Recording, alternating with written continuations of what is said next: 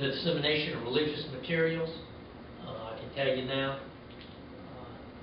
if the city council would have contacted me, or the mayor, if anybody would have contacted me, my position would have been, and the city's position would have been, it's free exercise of religion. And there is.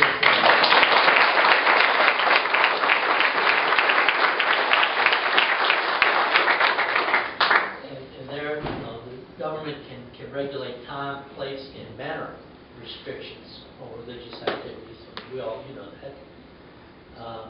But I can tell you, time, place, and manner restriction that this governmental body is going to impose is going to be very lax, if you will. And I'm a little bit bothered by this account that you just gave. More than a little bit bothered, but I'm a big fan of the First Amendment. I see a news media there, and although they aggravate me a lot, they will tell you that I'm a big fan of the exercise of free speech and the exercise of religion. However, I don't know what agencies were involved. You mentioned some sheriff's office. I'll tell you what I think we ought to do.